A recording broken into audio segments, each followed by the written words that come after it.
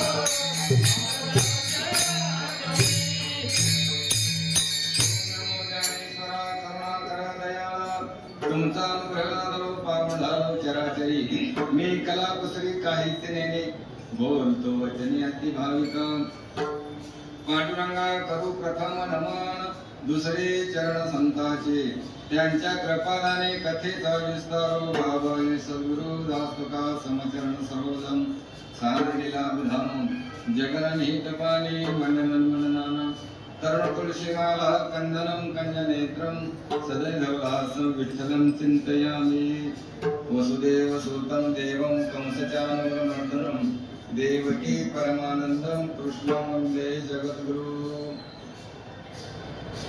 प्रथमतः पांडुरंगाला वंदन करून, संत श्रेष्ठ गुरुजनांना वंदन करून, तिसरा नंबर तुम्हाला सर्व वारकऱ्यांचा आहे, भक्त मंडळींचा आहे, साथीदारांचा आहे, सर्वांना वंदन प्रणिपात करून ही कथा करायची आहे। या कथेचा प्रवृत्तीनिमित्त आम्ही सर्व वारीसाठी आलेलो आहोत आणि इथं आल्यानंतर इथला विधी करत आहोत। काय विधी आहे इथला? चंद्रभागे स्नान विधी तो हरिकथा, हा इथला विधी आहे। विधीनं वारी व्हावी मला, मनाने वारी करून चालत नाही। कधी जर मनानं घेतात कुठतरी लॉजिंगवर राहायचं, हॉटेलमध्ये जेवायचं, एकदा दर्शन घेऊन यायचं, ह्याला काही विधी नाही। काही ठिकाणी असेल काही म्हणतात ना, आपल्याला लागेल तेवढंच प्रमाण घेतात, इकडून यायचं, एकदा दर्शन घेऊन यायचं आणि चमचमीत करून खायचं, थोडीवर निवांत झोपायचं। अहो केता कीर्तनाला जावा, विश्रांती माझे माहेर पंढरी, काय प्रमाण देतात माझे माहेर पंढरी. माहेरला गेल्यानंतर निवांत विश्रांती घ्यायची असते. ही काही विधी नाही ना, तिथला विधी. आता इथं कसा चालला विधी माझे आपलं प्रवचन झालं, कोणी बसा. आता वारकऱ्यांनी 4 शब्द देवाचं ज्ञानेश्वरीचं गाठ्याचं सांगितलं ती विधी आहे. त्यानंतर हरिपाठ, त्यानंतर त्या कीर्तन आहे वगैरे सगळं अगदी व्यवस्थित. सकाळी काकडा असतो, त्याला विधी म्हणायचं. पण हे सगळं कशासाठी करायचं आहे? महाराजांनी ते सगळं केलेलं आणि केल्यानंतरची अनुभूती सांगितली या अभंगातून. अगोदर केलं सगळं नाही. मला चिंतन चौफेर जर केलं तर असं आहे, 2 बाजू आहे. गीतेमध्ये भगवंताने सांगितलंय, तद विधी प्रणिपातेन परिप्रश्नेन सेवया उपदेशन्ति ते ज्ञानम ज्ञानिनस्तत्त्वदर्शिना. हा श्लोक आहे आणि त्या श्लोकाच्या खाली ज्ञानाच्या प्राप्तीसाठी अज्ञानाची निवृत्ती व्हावी आणि ज्ञान प्राप्त व्हावं, म्हणजेच काय, सर्वं खल्विदं ब्रह्म अशी प्रातिभ अनुभूती यावी, यासाठी संतांची सेवा करायला पाहिजे, त्यांना प्रणिपात करायला पाहिजे. ते ज्ञान पैगा पहिले जरी मनी आख्या नावे, तरी संताया भजावे सर्व स्वीटे. आपल्याला गोव्या सगळ्यात पाठ आहे, सगळ्याशीच पाठ आहे. तनु मनु जीवे चरणाशी लागावे, अगर्वता करावे दास करा, असं तिथं सांगितलंय. आणि त्याच्या उलट इथं महाराज म्हणतात, परी नाही घडली सेवा काय. आता हे गणित कसं सुटायचं? मग त्यासाठी अगोदरचा अभ्यास करावा लागतो, अगोदरचं चिंतन करावं लागतं. मगाशी प्रवचनात झाला बघायचा जन्य जनक भाव त्याला म्हणतात शास्त्रीय भाषेत. विचारसरणाच्या भाषेत काय, जन्य जनक भाव. मागच्यातून पुढचं निघतंय, मागचा पुढचा परिवार उभी सांगायची, आपण सांगायचं तर पाठिंबाचं काय काय त्याचं चिंतन करावं लागतं. पाठिंबा तसं बघितलं तर मला विचार जर चालला तर श्री गुरु इतकं भेटणं इतकं सोपं नाही. मला शास्त्राच्या दृष्टीने आपण तुम्ही विचार चालला तो श्रवण केले, तुम्हाला आम्हाला किती प्रकारचे मनुष्य मात्रांना दोष आहे. तो दोष किती आहेत? 3 प्रकारचे दोष आहेत. या दोषाचे नाव आहे मल, विक्षेप आणि आवरण. मलदोष म्हणजे पाप करण्याची वासना, विक्षेप म्हणजे चंचलता आणि आवरण म्हणजे स्वस्वरूपाचं अज्ञान. हे 3 दोष आहेत. हे 3 दोष आहेत. आता पहिले 2 दोष आहे ते मनाच्या ठिकाणी राहतात आणि आवरण दोष हा बुद्धीत असतो. आणि तो आवरण दोष श्री गुरु शिवाय कोणीही काढू शकत नाही. देव सुद्धा नाही, देव सुद्धा काढू शकत नाही. देवाला जर काढायचं असेल तर मग गुरु रूपानंच भेटावं लागेल. असं शास्त्र आहे. मग आता व्यवहारामध्ये तुम्ही आम्ही बघतोय, आंबा पिकला की पोपटाला आमंत्रण देत नाही, पेरू पिकला की पोपटाला पत्र पाठवित नाही किंवा मिस कॉल करत नाही, मी पिकलो खायला. हे व्यवहारात हे आपल्याला अनुभव आहे. आणि पिकायला लागते, पिकल्याशिवाय करू म्हणजे बोलवायला काय. तसं हे जसं उदाहरण आहे तसं इथं कसं आहे, पहिले 2 दोष ज्याचं त्यानं घालल्याशिवाय श्री गुरु भेटत नाही. असा क्रम. मग महाराजांनी काय केले? अगोदर गुरूंची सेवा नाही केली, गुरु त्यांना शोधत आले. महाराज गुरु शोधत आले म्हणून सापड विदे वाट म्हणायचं नाही. सापड विदे म्हणजे ते शोधित आले. महाराज गुरुंना शोधायला गेले नाहीत. काही संप्रदायामध्ये म्हणतात गुरु करायला पाहिजे. कसला करायचा? चिखलाचा गुरु करून मिळत नाही महाराज. गुरु करू नये. गुरु ही एक अवस्था आहे आणि ती अवस्था प्राप्त होते कधी? अगोदर या शिष्य तयार व्हावा लागतो, मग गुरु भेटतातच अगोदर. बहु अवघड आहे संत भेटी,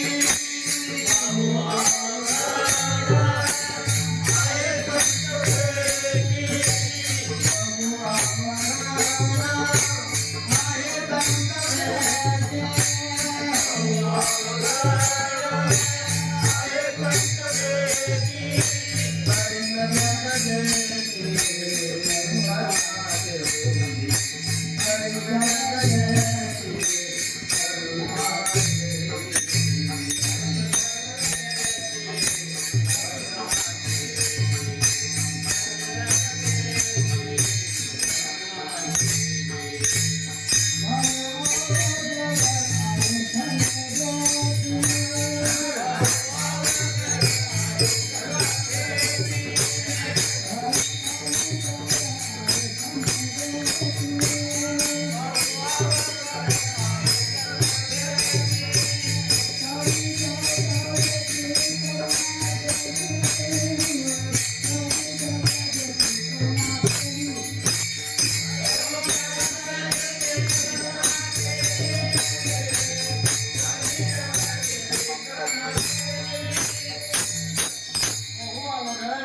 संत भेटी तरी जग जेठी करुणा केली. क्रम कसा आहे बघा, संतांची गुरुची भेट अवघड आहे, पण देवानं कृपा केली तर त्याची भेट होऊ शकते. आता मग मागे यायचं, देव कधी कृपा करील? देव आमच्या कृपा करील वाऱ्या केल्या नुसत्या? देव कधी कृपा केली? देवाला वाटावं म्हणजे हा भक्त माझा आहे, त्याच वेळी देव कृपा करतो. माणसं कुठं म्हणतात देवाची कृपा. देव संसारात कुठलीच कृपा करत नाही, हे त्रिवार सत्य आहे ना. देवाची कृपा तिथं देवाची कृपा नाही, तुझ्या अदृष्टाची कृपा आहे. ती कसली कृपा आहे? अदृष्टाची. पोरग्याला नोकरी लागली, पोरग्याचं लगीन झालं, देवाची कृपा म्हणतो. देवाची कृपा अजिबात नाही, ही अदृष्टाची कृपा असते. देवाची कृपा कधी येईल? ज्यावेळी संसारातून चित्त बाहेर पडेल, विरक्ती निर्माण होईल, वैराग्य प्राप्त होईल, त्यावेळी समजावं देवाची कृपा झाली. गणित अवघड आहे तुमच्या आमच्या बुद्धीच्या पलीकडे आहे. अवघड आहे माणूस भ्रमातच आहे. कधी देवाची कृपा होते? महाराजांचे प्रमाण आहे, देव भक्ताला लागी करून येईल संसार. आपल्या भक्ताला देव संसार करूच देत नाही, मला करू देत नाही. महाराजांना ते कळले म्हणून ते म्हणतात, बरे झाले देवा निघाले दिवाळे. आम्ही तिथं असतो तर काय म्हटलं असतं, देवानं आमच्या कृपा केली. आणि ते म्हणतात देवा निघाले देवा म्हणजे देवानं माझ्यावर कृपा केली. बरे ते झाले देवा पाहिल कर्कशा. ते अवघ वाचून बघा सगळा, ते बरं झालं म्हणतात. आम्ही काय म्हणणार, त्याच्या उलट म्हणणार, बऱ्या दृष्टी बऱ्या दुष्काळी पिढ्या केली.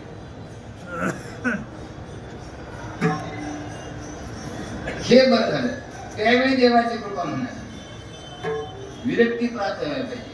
त्याला महाराजांचं प्रमाण आहे. महाराज म्हणतात, आधी व्हावा कोटी अनुताप. अनुताप म्हणजे पश्चाताप व्हायला पाहिजे. संसाराबद्दल प्रपंच आपल्याला पश्चाताप व्हायला पाहिजे. महाराजांचे आपला अनुभव सुद्धा सांगितलाय. विठ्ठले हे चित्त प्रपंचापासून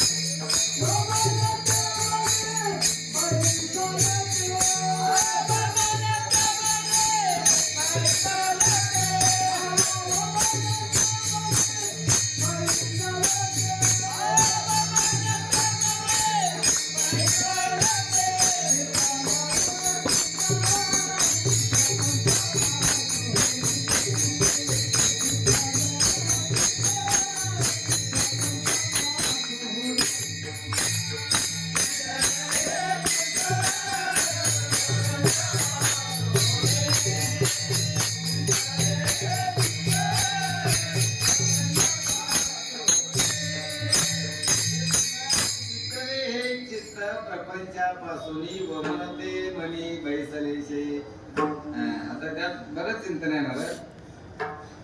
चित्तातनं प्रपंच जावा, व्यवहारातनं प्रपंच सोडायचं नाही. असून संसारी आतून जावा, चित्तातून जावा. तुम्हाला एक दृष्टांत सांगतो. लग्न होत नाही, कामधंदा काय नाही, मग त्याने एक पर्याय शोधला. तरुण होता, संन्यास घ्यायचा. काय करायचं? संन्यास घेतला. ब्रह्मचारी झाला, संन्यास घेतला, बघी कपडे घातले. मग संन्यासीने एका कामात राहायचं नाही, फिरत राहायचं. मग पंढरपूरला आला किंवा तीर्थावाला कुठल्या तरी गंगेच्या घाटावर स्नानाला गेला. स्नानाला गेल्यानंतर आंघोळ करून बाहेर गेला. त्या घाटाच्या जी दगड होती ना, त्या दगडाच्या फटीत सोन्याची अंगठी अडकलेली होती. त्यात हिरा बसलेला होता. त्या ब्रह्मचार्याने त्या संन्याशाने बघितलं. आला म्हणला घोटाळा. संन्यास घेतला नसता तर ते घेता आला असतं. तर संन्यासाच्या ते घेऊन बी चालत नाही. मग काहीतरी परोपकार करावा म्हणून तिथे एक धोबी आलता कपडे द्यायला. त्या धोब्याला हात मारले. अहो धोबी मामा इकडे आहे म्हणलं. हे महाराज म्हटलं ते तिथंच काम सोडून झाला. म्हणलं काय म्हणता मला? हे बघ, त्या दगडाच्या फटीत सोन्याची अंगठी पडली, त्यात हिरा आहे, बहुमूल्य किमतीचा आहे. तू घे आणि तुझ्या संसाराला लाव, प्रपंचाला लाव. तो धोबी तिथं धुमाळ करून रडायला. तो ब्रह्मचारी संन्यासी काय म्हणला, अरे याला मी शिवी दिली नाही, याला काय पाण्यात चालू नाही, हे ओरडायला लागलाय का, रडाय का लागलाय? तुम्हाला एक व्यवहारातलं उदाहरण सांगतो. जर रडतय माणूस ना, त्याला थांब म्हणायचं नाही, नाहीतर ते जास्त रडतय. थांब म्हटलं त्याला जास्त ताप येतो रडायला. आणि भांडणाचं नाही लागायचे. भांडण कधी सोडवायला जायचं नाही. सोडवा गेला असं की त्याने जास्त ताप येतोय. त्याच्यात ते त्यांची ती भेंडून बसायचे. तो संन्यासी म्हणला तर हे थांबल्याशिवाय ह्याला काय विचारायचं नाही. तो धोबी थांबला आणि म्हणला, का रे बाबा, तुला मी काय शिवी दिली नाही, तुला काही चालू नाही, मी का रडायला? मला तुम्ही ब्रह्मचारी, त्या दगडांच्या फटीत पडलेली अंगठी गेली 4 महिने झालं मी बघतोय. मला घ्यायची इच्छा झाली नाही, तुम्हाला ती घ्यायची इच्छा झाली नाही, तुम्ही मला घ्या म्हणता आणि तुम्ही ब्रह्मचारी म्हणून मला रडू आलं. आता खरा संन्यासी कोण? असूनी संसारी. त्याच्या चित्तात विषयासाठी नाहीच. जो आपला वाटेला आलेला कर्म आपण या उचिता स्वधर्मी राहटता, जे पावे ते निवांत सावळी जावे. स्वधर्म जो बापा तो नित्य यज्ञ दान पाप वर्तता पेत पापा संचरू नाही. स्वधर्म अनुष्ठान जो कधी अखंड यज्ञ याजन तया केलियाही बंधन कलान घडे. म्हणजे सोडायचा नाही संसार, प्रपंच सोडायचा नाही, पण त्यातला चित्तातून जायला पाहिजे. चित्तात मला तेच म्हणतात, विठ्ठल हे चित्त प्रपंचापासून. आता 2 भाग आहेत तिथले. महाराजांच्या चरित्राचा विचार केला तर महाराज पूर्वी श्रीमंत होते, सावकार होते, आपल्याला सर्वांना कथा माहिती आहे. महाजनकी होती, मोठा व्यापार होता. दुष्काळ पडला 4 वर्षे आणि सगळं दिवाळी निघालं, व्यापार बुडाला, कर्ज रोखे होते ते सगळे इंद्रायणी बुडवून टाकले वगैरे वगैरे. खायची परिस्थिती झाली, महाग झाली. एक मुलगा आणि एक पत्नी अन्न करून मिळते त्यांची सावकारी. आणि त्यावेळी त्यांच्या लक्षात आलं की बाबा हा संसार, हा प्रपंच काय खरा नाही. त्यांना तिथं वैराग्य प्राप्त झालं. त्याला माऊलींच्या ओव्या, वमिली या अन्नाला न गोपीचे रसना का अंग सोवे अलिंगना प्रेताचे. किंवा दुसरी ओव्या, विष रांगली रससोय जे जेवणारा ठाऊ होय, ते ताटची छांडून जाय जया परी तैसी संसाराया समजता जाणीचे जे अनित्यता ते वैराग्य दवडीता पाठी. तसा हा संसार प्रपंच कसा आहे, अनित्य आहे. वैराग्याची प्राप्ती झाली.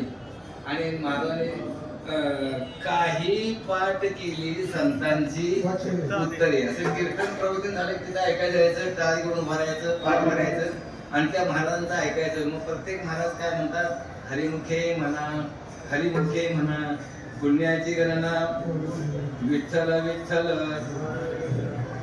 विठ्ठल विठ्ठल म्हणा वेळो.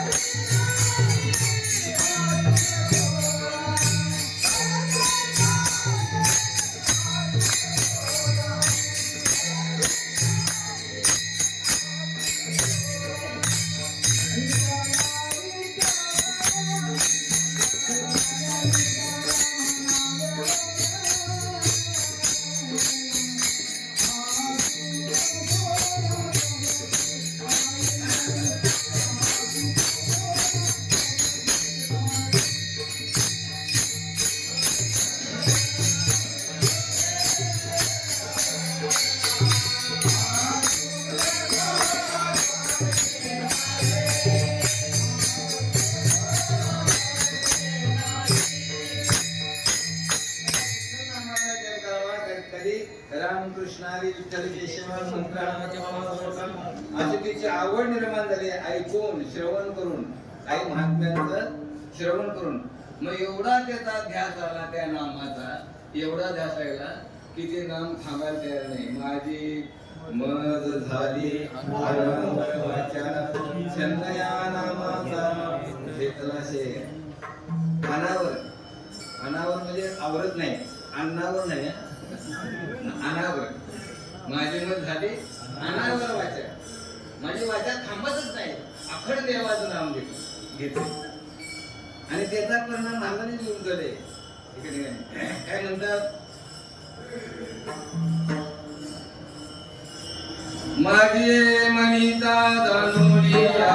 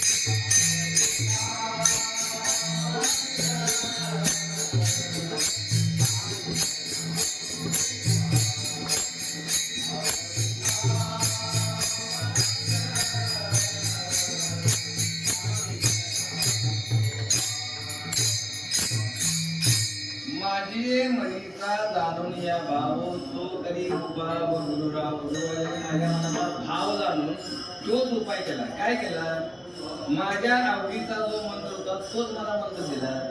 मग महाराजांच्या आवडीचा मंत्र आवडीचा होता रामकृष्ण हरी रामकृष्ण हरी विठ्ठल केशवा. हाच मंत्र, हाच मंत्र दिला नाही, तिने तेच घोकंपट्टी केली. त्या मंत्राचा एवढा परिणाम झाला, एवढा परिणाम काय झाला की अंतःकरणाची शुद्धता झाली, मल विक्षेप दोन्ही दोषाची निवृत्ती झाली, थोडा दोष गेला. आता शास्त्रामध्ये असं म्हणते निष्काम कर्म आणि निष्काम उपासना. निष्काम कर्म आणि निष्काम उपासना केल्यानंतर दोन दोषाची निवृत्ती सांगितली. पण भगवंताचं नाम चिंतन घेतलं की त्या नामाचा परिणाम काय होतो, त्या दोन दोषाची निवृत्तीच होते. मला निवृत्ती होते आणि दोन दोषाची निवृत्ती झाल्यानंतर श्री गुरु महाराजांचे त्या तेथीला महाराजांना गुडकीत आले, गुडकीत आले. असा एक प्रकार आहे. काय म्हणा, सत्यगुरु राजे रूपामध्ये केली परिणाई घडली सेवाचाही म्हणा. दुसरं किरण सापडले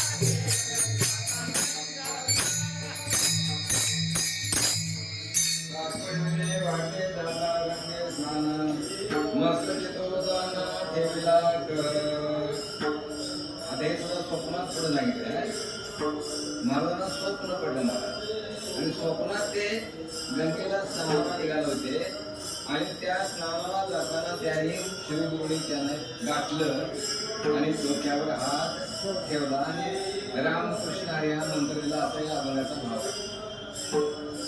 अशीच अवस्था कबीरदासांची आहे. काशीमध्ये कबीरदास होते ना, मग कबीर कुठल्या ह्याच्यातले धर्मातले मुस्लिम धर्म पण त्यांना वाचरी सांगितलंय आवडला आणि ते आमच्या हिंदू एका गुरुकडे गेले म्हणजे मला महाराज भिक्षा द्या. काय केलं?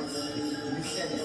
आता त्यावेळी बंधन होतं, धर्माचं बंधन होतं कारण सत्ता कोणाची होती? मुस्लिम सत्ता होती आणि हिने जर भिक्षा दिली तर धर्मात घेऊन त्यांच्या बंधनामध्ये म्हणून ते द्यायले आणि ते काय म्हणाले बाबा ना महाराज तुम्ही काय आहे मुस्लिम आहात आणि मला तुम्हाला मंत्र देता येणार नाही. पण कबीरदासांची तीव्रतम इच्छा त्यांच्याकडून मंत्र दीक्षा घ्यायची. मग तिने काय केलं ते गुरु गंगेला कधी ग्रामीण मोठावर स्नानाला जायचं तिने ते बरोबर घेरलं अगोदर आणि त्या वाटेवर काय केलं बरोबर रस्त्यावर त्यांनी अशी चर काढली. चर काढल्याने महाराज गंगेला गेले आणि त्या चरीत आपण झोपले. चर काढताना अशी काढली ती एकदम डबरा बी नाही आणि एकदम चर बरोबर जमिनीच्या लेवलला आपलं शरीर यावं असं त्यांनी केलं कबीरदासाने. महाराज गंगेहून आले आणि आपसूक न कळत पहाटे पाय निघलं अंगार म्हणजे त्याच्या पाया शरीरावर पाय पडला. हो पाय पडल्यानंतर ते म्हटले हरे राम राम कुणालाच पूर्वज मी राम राम राम राम असं बोललं. मगाशी पूर्वजांना म्हटलं नाही माझं की राम राम राम राम ते मुखात जाते. राम राम म्हटल्यानंतर हे म्हटले महाराज मला तुमचा मंत्र मिळाला. तिथून पुढे कबीरदासाने राम नामाचा जप केला महाराज. मुस्लिम असून सुद्धा बघा त्यांचे गाथा काढून कबीरदासांचे दोन्ही बघा राम नामाचाच महिना त्यांनी कथन केलेला आहे. राम नामाचा तसं इथं कसं झालंय श्री गुरुनी मला अनुग्रह दिला माझ्या डोक्यावर हात ठेवला. माता हात ठेविला नव्हे थापटीला द्यायचा. गुरुंची कृपा शिवाय ही कृपा करण्याचे प्रकार बरेच आहेत. एक आलिंगन घडे मोक्ष साहित्यचा एक प्रकार आहे. दुसरं कृपा कटाक्षे निहाळले आपले पदी बसविले म्हणजे कृपा दृष्टी नुसतं बघितल्यानंतर आपल्या म्हणजे आपल्या पदावर बसत आणि डोक्यावर हात ठेवणे किंवा त्यांना उपदेश करणे असे बरेचसे प्रकार आहेत गुरुचे. तुझं इथं महाराज म्हणतात माझ्या डोक्यावर हात ठेवला काय केला मस्तकी दक्षिणा काय मागितली तिसऱ्या चरणामध्ये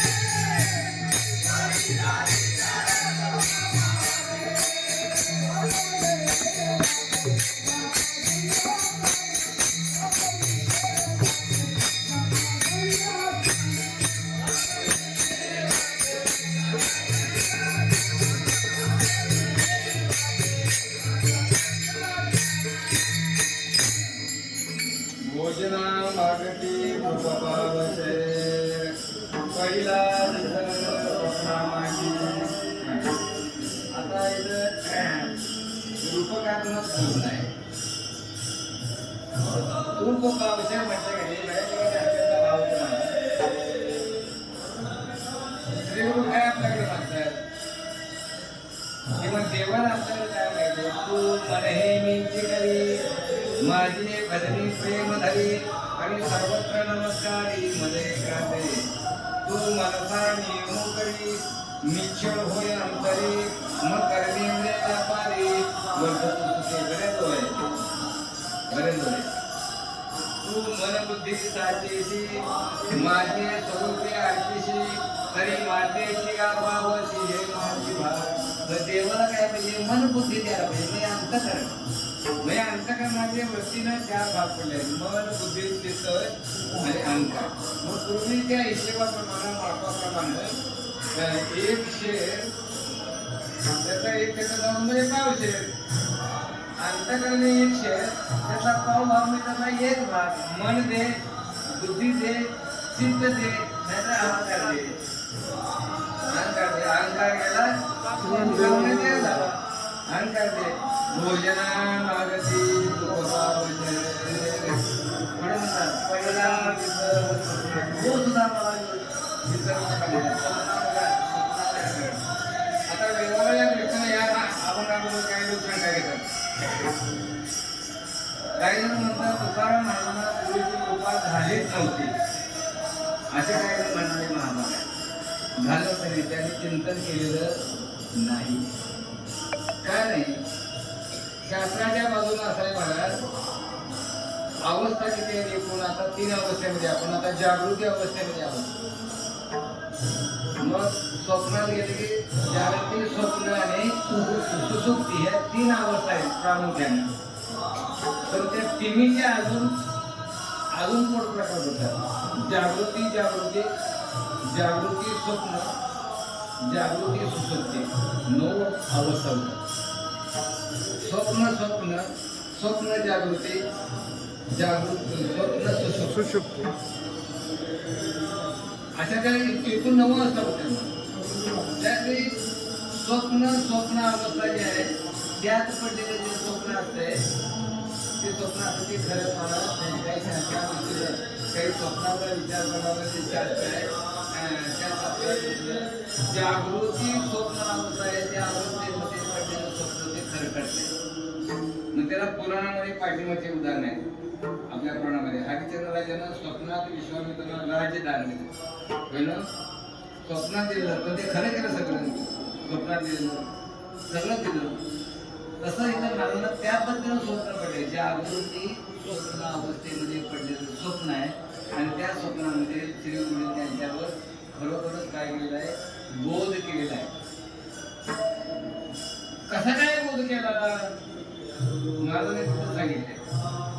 काय कळलं नाही, कसा काय केला मला काय कळलं नाही. तिसऱ्या चरणामध्ये म्हणा काय काय उपयोग आहे म्हणा. काय काय उपदलांतराय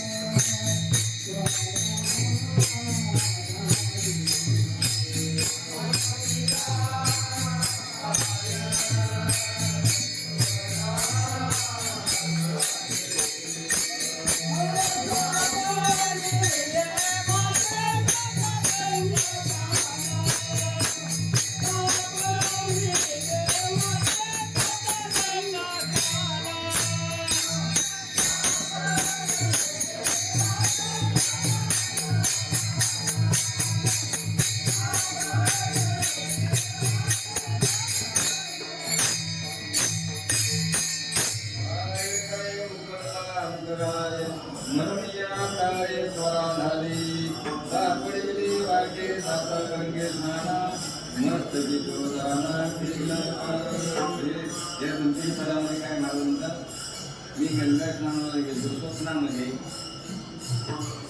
श्री गुरुने मला येऊन गाठलं, माझ्यावर कृपा आशीर्वाद दिला, डोक्यावर हात ठेवला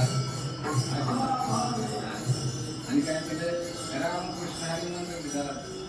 रामकृष्ण हरी मंत्र दिला. काय मलाही कळत आहे काय करे उपजला नंतर आहे, काय त्याच्या मला अंतकरणात भाव निर्माण झाला, काय भाव उपजला काय मला कळलं नाही. म्हणून या काय थोडा म्हणून त्याने मला गडबड केली. आता त्या पदाचा भाव आहे. संप्रदाय आपण भजन करूया, देवाचं नाम चिंतन करूया. हात असतील त्याने चाळी वाजवा, मुखाने देवाचं नाम चिंतन करा. देव आहे नाचू दे ना सगळे. बरोबर आहे का?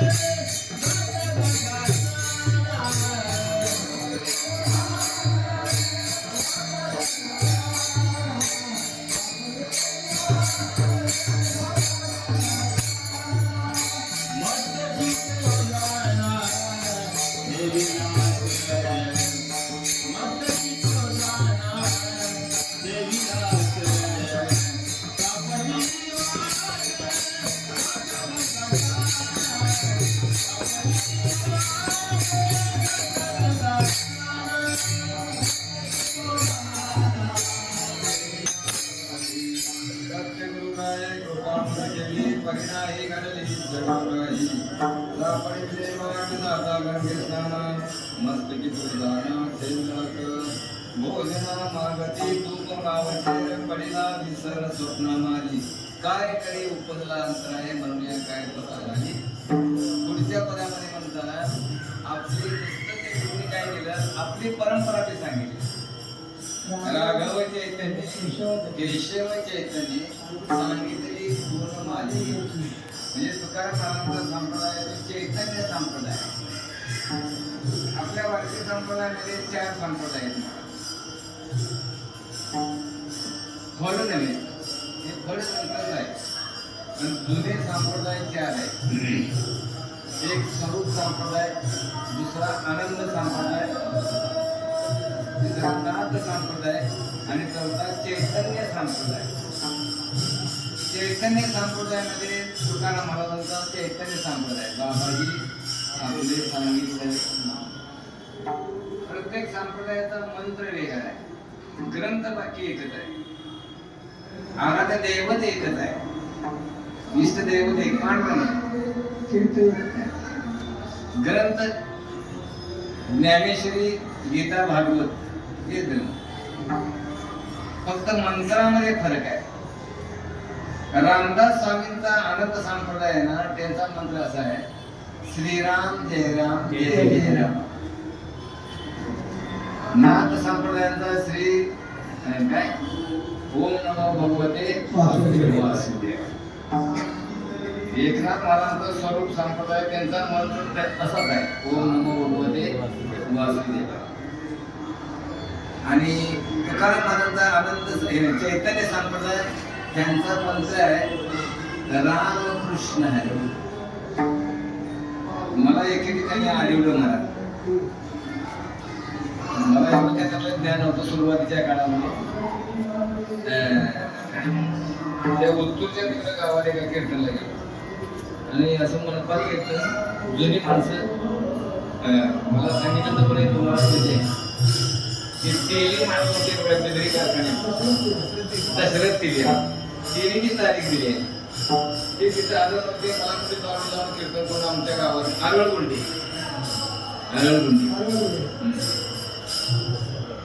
मग कीर्तन म्हटलं झालं आणि शेवटला एक म्हातारा माझ्या मला म्हणला कुठल्याच फळावलं म्हणला तर म्हटलं मला फळ बिडी काय माहित नाही. साखरे महाराजांच्याकडे आमचे बापू मला शिकायला होते आणि त्यांनी मला शिकवले. चांगलं आहे म्हणले बोलतात चांगलं खरं. आपल्या संप्रदायाचा तुकाराम महाराजांच्या संप्रदायाचा मंत्र जो आहे ना तो मंत्र कसा आहे रामकृष्ण आहे. म्हणून कीर्तनाची भजनाची सुरुवात करत असताना रामकृष्ण आहे ना जय जय अगोदर म्हणायचं नाही. मी अगोदर जय जय म्हणतो. मी काय म्हणतो तर ते बाबा म्हणायचे जय जय राम कृष्ण सुरुवात केली. जय जय म्हणायचं नाही नंतर म्हणा रामकृष्ण हरी रामकृष्ण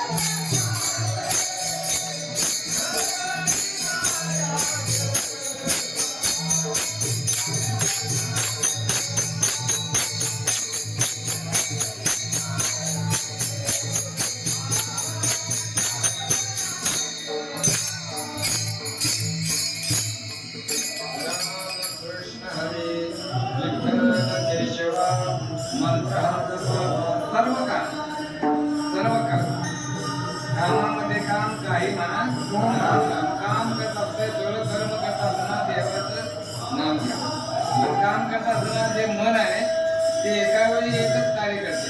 मग कामात मन लागलं तर मग ते कसं होणार? पण वाचन अंतकरण त्याच्यासाठी काय सांगितलं? त्याच्यावर उपाय सांगितला. कर्माच्या सुरुवातला आणि कर्माच्या शेवटी देवाचं नाव घ्या. मध्ये नाव घेतलेलं तर फल मिळते. आता संत तिथे आहेत, संतांची मांदी आहे. पण आपण विचार करताना दोन संतांचा विचार करतो, ज्ञानोबा तुकाराम. ज्ञानदेव रचिला पाया तुका झाला असे कारण मी ते नेहमी एक उदाहरण सांगते. जुन्या हॉटेल होती का नाही, त्या हॉटेलमध्ये चहा प्याय घेतला तर त्यावेळी गप बसे होते. 10 कप चहा तो काय करणार? कपाव कप बशी ठेवून असं धरून निघून येणार आणि वरच्याकडे असं द्यायचं. त्याला ते वेटरला प्रॅक्टिस केली. आणल्या किती कप बशा 10 आणि धरलं किती जणांना? तळातली एक आणि वरची एक, दोन धरले कधी. आता हा दृष्टांत झाला. त्याचा सिद्धांत ज्ञानोबा आणि तुकोबा म्हटलं की मधल्या सगळ्या संतांचे नाव घेतलेल्याचं पुण्य प्राप्त. मेघे माझी वाचा तुकी पुण्यवंत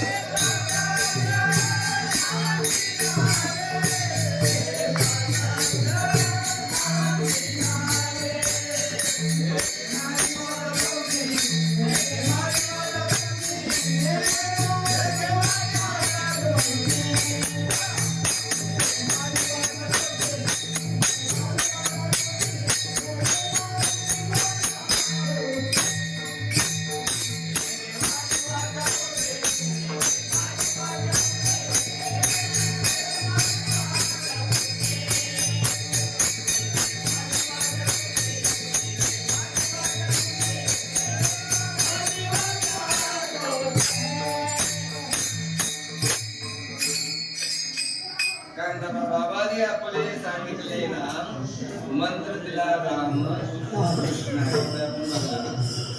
रामकृष्ण आहे मला मंत्र दिला. आणि गुरु आपलं नाव काय सांगितलं? बाबाजी.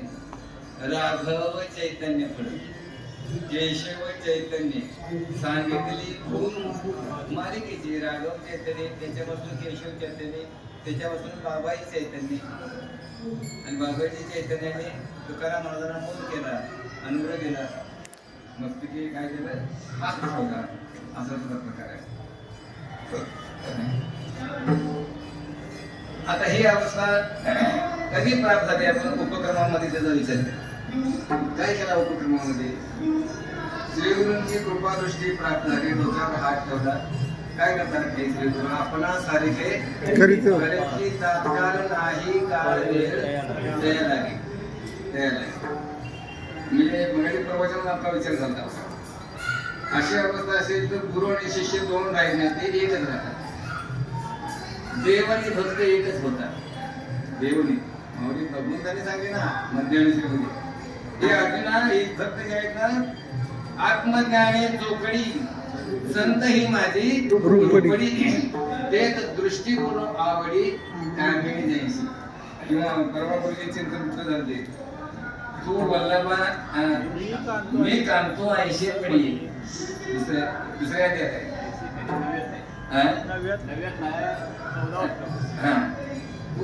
तू वल्लभा मी कांतो 80 पडी.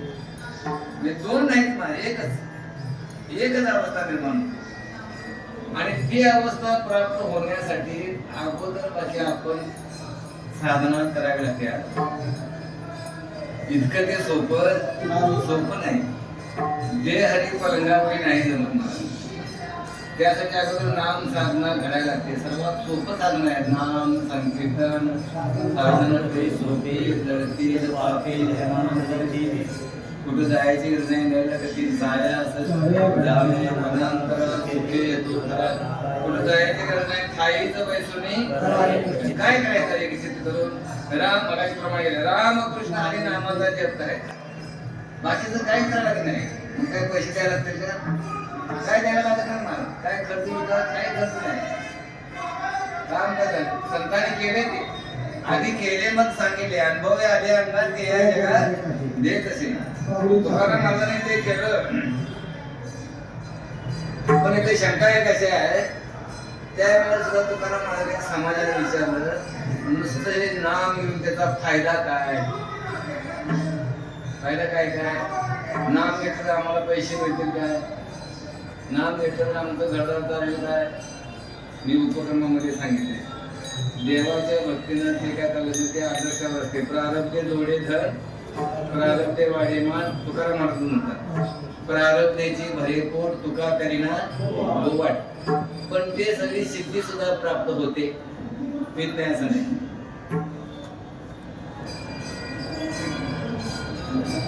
चिंचवडला मोरया गोसावी नावाचे गणपतीचे भक्त होते. चिंचवड पुढे चिंचवड फार महात्मा. त्यांनी ते त्यांच्या वाचासिद्धी प्राप्त झाली. माणसं सगळे त्यांच्याकडे जायचे. कुणाची म्हस दूध देत नसले की त्यांच्याकडे गेले की ते सांगायचे दिल जा ते दूध द्यायचे. कुणाचं काय लग्न बीत नसतं होते जा लग्न घ्यायचं म्हणजे वाचासिद्धी. म्हणजे स्वतःला ते त्या सिद्धीच्या बळावर फार मोठे ज्ञानी समजत होते आणि ते ब्राह्मण होते. समाजाच्या म्हणजे ह्याच्यात दृष्टीने होते धर्मादृष्टीनं ब्राह्मण वर्णामध्ये वर्णासमामध्ये. पण त्याच वेळी तुकाराम महाराजांची कीर्ती वाढली नामचिंतनानं वया ठरल्या वगैरे वगैरे. ही कीर्ती वाढत गेली आणि त्यांच्या काळावर गेली. त्यांना वाचासिद्धी होती पण तुकाराम महाराजांना नाम साधनेमुळं मनात काय चाललंय दुसऱ्याच्या ही सिद्धी प्राप्त झाली. तुमच्या अंतकरणात आता काय विचार चालले हे तुकाराम महाराजांना दुसऱ्याच्या अंतकरणाला कळायचं. म्हणजे देवाचंच कार्य नाही ते न सांगता करे अंतरीचे भूल देवाला कळते तसं तुकाराम महाराजांना कळायचं. आणि मग त्या मोऱ्या गोस्वामीने आपला एक शेवट पाठवला अरे देऊला जा आणि तुकाराम महाराजांना बोलवून घेऊन ये मला त्यांना भेटायचं. तो नोकर आला तुकाराम महाराजांना त्यांच्या मनाचा अगोदर हे अगोदर देऊला निघाले तिकडे आणि त्या नोकरांची दोघांची मध्ये रस्त्यातून भेट झाली. म्हणले महाराज कुठं निघालाय तुमच्याकडे जात होतो तर का तर महाराजांनी आमच्या महाराजांनी तुम्हाला बोलवले तिकडेच निघाले म्हणले. बरं झालं चला गेले. काय असेल ते बोलणं चालणं झालं आणि म्हणजे फार मोठं तुमचं नाव झाले वगैरे वगैरे सगळं झालं. मला म्हणजे मला नाव झालं काय माहित नाही. म्हणजे तुम्ही गणपतीचे भक्त मी पांडुरंगाचं भक्त म्हणजे मी फक्त देवाचं नाव घेतोय तुम्ही गणपतीचं नाव घ्या. मग आता ते ह्यांच्या मनात त्यांचे हे काटा काढायचा होता नाही त्या. पण हे म्हटले आता असं करूया जेवण केले जेवा बसूया जेवूया आणि मग आपण चर्चा करूया. महाराज म्हणजे जेवूया. हे ब्राह्मण आणि हे शूद्र वैश्य जातीचे. मग ते पूर्वीच्या काळी ब्राह्मण आपल्या पंक्तीला घेत होते. मला सुद्धा ते अनुभव आहे. त्यांच्या म्हणजे अनुभवाचं सांगतो. कोल्हापूरला ब्राह्मण आहे म्हणजे होते, असं ते खरेदी केलं आम्ही शेत. त्यांचं खंडान आमच्याकडे शेत होती म्हणजे पिढ्या आणि पिढ्या. मग त्यांच्याकडे आम्ही कशात तरी गेलो. मी लहान होतो या मुलग्याला. आमच्या चुलत्यांच्या बरोबर मी गेलो. तिने ते पिठलं भात त्या बामणी काकी ते जेवण वाढला आणि ते आत नाही वाढलं, बाहेर बराण्यात वाढलं. आणि ते नाव घेऊन लहान होती आमच्या चुलत्याचे नाव घेऊन, अरे दादू जेवण झालं की ती जागा सारवून घ्या. म्हणजे पत्रावळीच्या खालची पत्रावळी वाटत आणि ती जागा आणि सारवायची. चिकित्सक माझी बुद्धी असल्यामुळे मी आमच्या चुलत्याने म्हटलं मी जेवाय बसणार नाही. का रे, जागा सारवायची असेल तर मी यांच्या जेवणार. म्हणजे अशी परिस्थिती पूर्वीची होती. तुकाराम महाराजांनी ते जाणलं. हे बघा म्हणले, पात्र 4 करा म्हणले. तुमची पात्र तुम्ही कुठं करता तिथं करा 2 आणि माझं पात्र करता तिथं 2 पात्र करा. कशाला? तुम्ही तुमच्या गणपतीला जेवाय बोलवा, मी माझ्या पांडुरंगाला जेवाय. आता प्रश्न पडला का नाही? हे गणपतीला बोलवायला गणपतीचं देवता ते गणपतीच्या पुढे गेले नाही. अनुष्ठान म्हणजे धावा चालू केला गणेशाचा. तुकाराम महाराज म्हणले, अहो कशाला तिथं बसलाय? गणपती आता येणार नाही. गणपती कुठे गेल्या माहितीये काय? समुद्रामध्ये एक माणूस त्याचा फक्त बुडालाय, त्याला वाचवायसाठी गेल्या. थोड्या वेळानंतर आता जाऊ म्हणले. आलेत गणपती. जाऊन बघता तर गणपतीच्या अंगावर जो पेरा होता तो भिजलेला होता आणि खाऱ्या पाण्याचा होता. खाऱ्या पाण्याचा पात्र केली. जेव्हा बसले, देवाच्या आणि गणपतीचे जे पात्र होतं ते बाकीच्या कोणाला दिसत नव्हतं, पण त्या दोघांना दिसायचं. त्यातलं अन्न संपायचं. अशी ती कथा आहे महाराज. आणि त्यावेळी मौर्य गोसावी महाराजांना नतमस्तक झाले. हा कसला परिणाम आहे? कशासाठी सांगितलं आम्ही? देवाच्या नामाचा परिणाम आहे. नाम घेतल्याचं अशी वाचा सिद्धी प्राप्त होते, दूरदृष्टी प्राप्त होते, दिव्य दृष्टी बी प्राप्त होते. मला सिद्धीचे प्रकार आहेत, पण संत सिद्धीला हात लावत नाही. सिद्धीला विपिसे कोणतया पुसे मेरे राजा पाणी काय असे तिथे. म्हणून अशी अवस्था झाली की मला म्हणतात स्वप्नामध्ये येऊन माझ्या गुरुने माझ्यावर कृपाशीर्वाद दिला आणि मंत्र सांगितलं, आपली परंपरा सांगितली, गुरुने आपलं नाव सांगितलं, मंत्र दिला. किती तारखेला दिलं, कुठल्या तिथीला दिलं, अभंगाच्या शेवटच्या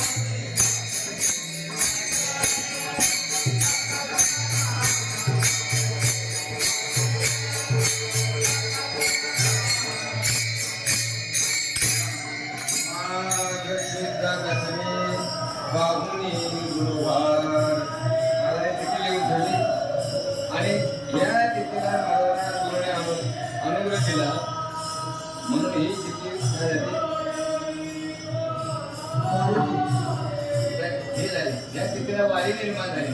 आता पहिले वारी दोनच, आषाढी आणि कार्तिकी. पण ही वारी का निर्माण झाली? तुकाराम महाराजांना या तिथीला अनुग्रह प्राप्त झाला. एकदा बरीच वर्ष झाली त्याला महाराज शुद्ध दशमीला कुंभवर आला होता. बरीच वर्ष झाली. पर्यावरणाने माळा घातल्या, माळा घातल्या. एक तिथी चांगली आली, आपण माळा घातल्या. खरं काय सगळे तुकाराम महाराज झाले नाही. माणसानं इतरांचं बघायची करायची इच्छा होती मला, म्हणून ते इतकं नाही. परमार्थ दोन हे लेकुराच्या विष्णुराची परमार्थ भक्ती तो कठीला शिळावरची पोरी निवडे तो बळी विरळा शिवूर म्हटले. शिवूर हे नाही जिंकावा संसार. हे नाही काय शिव. ज्याने संसार जिंकला त्याला शिव म्हणावा. कुणाला शिव म्हणून चालत नाही. संसार म्हणजे देहाचं दादा म्हणजे सुटलं प्रपंच काय थोडे शास्त्र असं म्हणतात. ज्याच्या चित्रामध्ये देव सत्य हे सर्व जगात मिथ्या आहे असा निश्चय झालेला आहे. मग निश्चय कुठे होतो? बुद्धीच्या ठिकाणी होतो. बुद्धी निश्चय बुद्धीचा निश्चय व्हायला पाहिजे. काय नाही पाहिजे? प्रपंच योग झाला होता हे समोर मिथ्या मिठे वाटता पुढे होईल पावसा करा करपाते घडे ना असा त्याचा निश्चय आहे. प्रपंच झालाच नाही. एक देवच आहे. वेगवेगळे दिसतं कसं आभासिक आहे. आणि आभासामध्ये जो राहतो तो रोज म्हणतोय तेवढं ते काय व्यवहार नुसतं लटका व्यवहार म्हणून चालत नाही. ते अनुभवात नाही आमचे माझे. लटकं जरी असलं तर ते सोडून चालत नाही. लटक्यात बघायची लागणार नाही. लटक्यात राहूनच सत्यत्वाची प्रतिती घ्यायची आहे. देह लटका आहे नाही.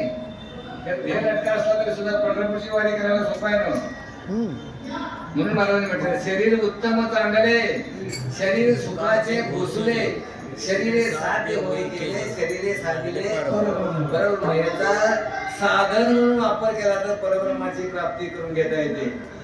मनुष्य देहाचे निज्ञाने सच्चिदानंद पदवी घेणे एवढा अधिकार नारायणे कृपावलोकने दिला अशी स्थिती आहे. आणि म्हणून आपण अभ्यास करायला पाहिजे. त्यासाठीच मला यासाठी जग यासाठी तर व्यासी अमुक ग्रंथ केले. व्यासी यासाठीच आहे. वारी करायची, वारी घ्यायची. वारी घेतल्यानंतर देवाचं नाम चिंतन करायचे. हे सगळं मी करायचं. हे पहिले चित्राचे पहिले 2 मोल आणि विक्षेप जाण्यासाठी करायचे. ते 2 विक्षेप गेलेली श्री आपोआप येऊन भेटतातच. शोधायला जायची गरज नाही. हाच अनुभव म्हणून या अभंगातून सांगितलाय. माग शुद्ध रश्मी पाहून रुवात केला अंगीकार तुका म्हणे सापडिले वाटे जाता गंगे स्नान मस्तकी कोला ठेविला कर ज्ञानेश्वर